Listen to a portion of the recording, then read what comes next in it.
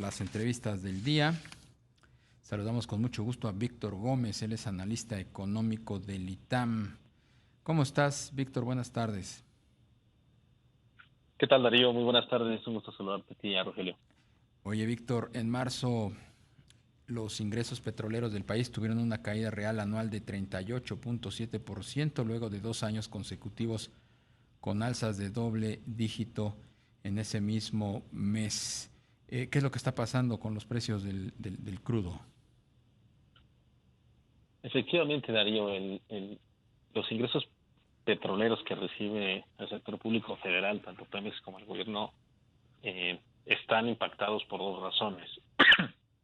La primera es efectivamente la que tú señalas, el- la caída en el precio del petróleo en comparación con el año pasado. Habíamos visto a raíz de la crisis del COVID y después con la guerra entre Ucrania y Rusia, 2 años consecutivos de alzas en los precios y este año han empezado a bajar, ¿no? Siguen en niveles relativamente altos si los vemos en la perspectiva de mediano plazo, pero ya son menores a los que teníamos en el mismo periodo de 2022. Esta es una parte del efecto.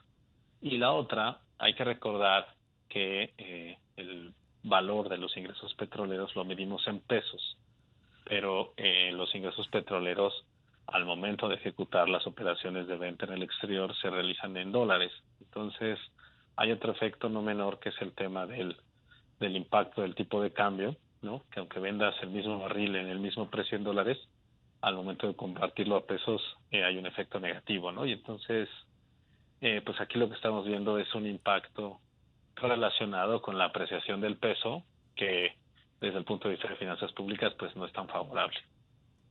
Claro. Víctor, ¿y eso en qué medida está pues impactando las finanzas públicas, el gasto que hace el gobierno, el sector público? ¿Qué tal, Rogelio? Sí, pues vemos una caída generalizada en los ingresos. Eh, la Secretaría de Hacienda reportó las cifras de finanzas públicas a marzo y vemos que además de los ingresos petroleros también se han caído los tributarios.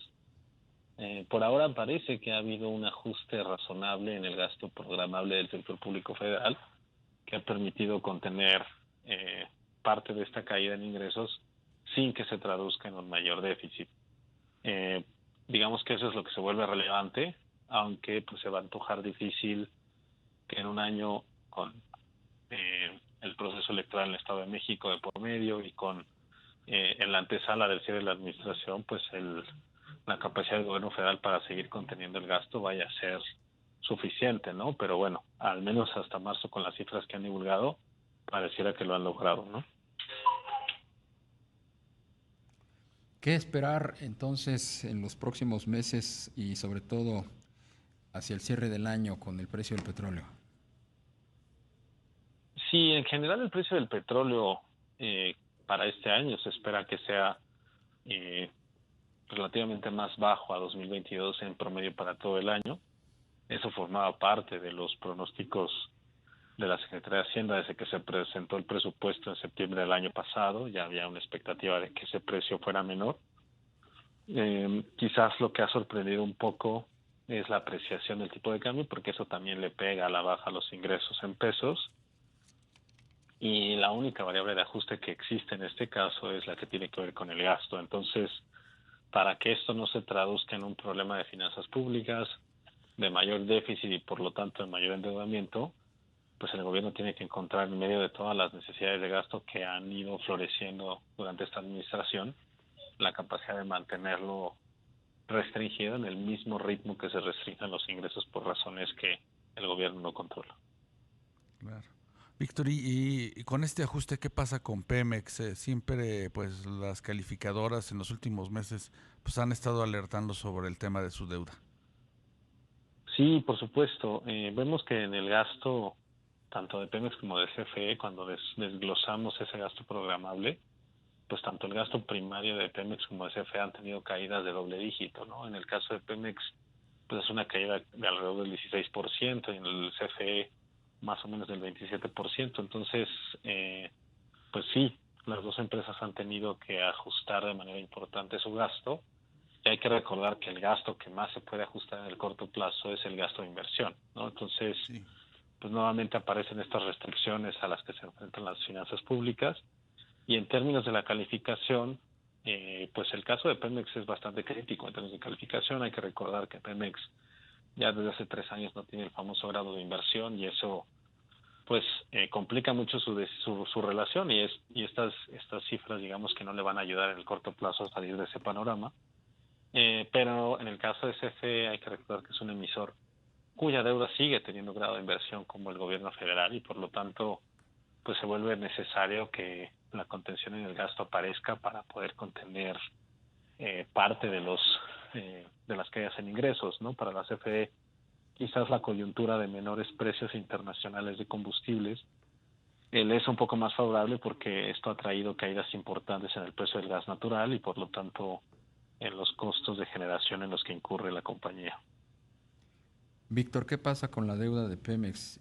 Hace unos días se dio a conocer que los bonos, los inversionistas que tienen papel de la petrolera, pues tienen cierta incertidumbre por lo que suceda al final del sexenio del presidente López Obrador, que se ha dedicado o que ha pues apuntalado buena parte de la deuda, pero existe la creencia de que una vez que se acabe este gobierno, pues quedará al garete el tema del financiamiento de la deuda de Pemex.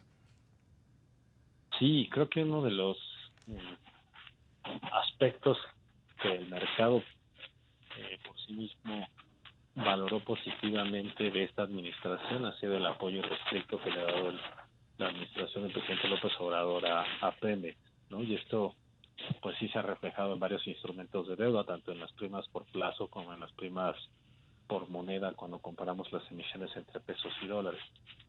Sin embargo, pues a medida que nos aproximamos al cierre del sexenio, justo pues los inversionistas empiezan a incorporar en la evaluación de los activos la posibilidad de que la cantidad del apoyo y el sentido, digamos, el énfasis del apoyo que ha tenido el gobierno federal con Pemex cambie, ¿no?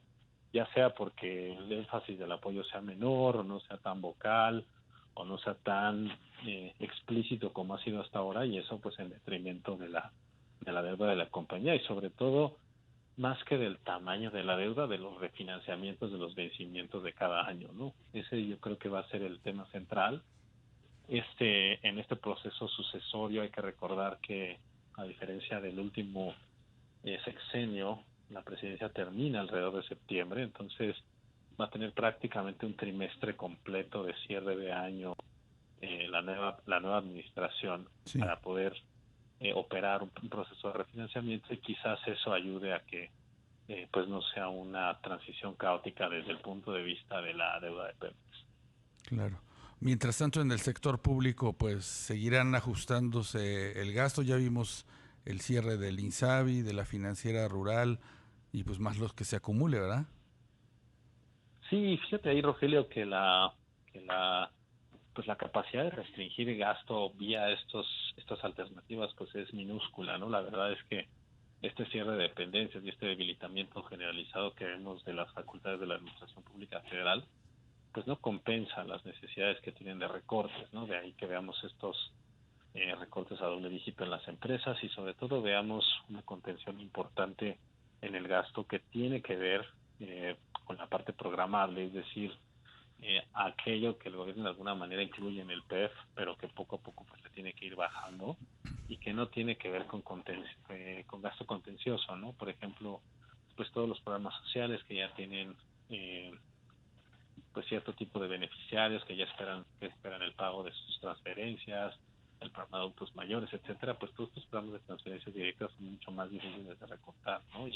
Y al mismo tiempo pues son los que tienen una carga más significativa y que realmente pues pesan en las finanzas públicas. Víctor Gómez Ayala, analista económico del ITAM. Muchas gracias por la entrevista. Al contrario, Darío, un gusto saludarte. Buenas tardes a ti, Rogelio. Igualmente. Gracias, Víctor.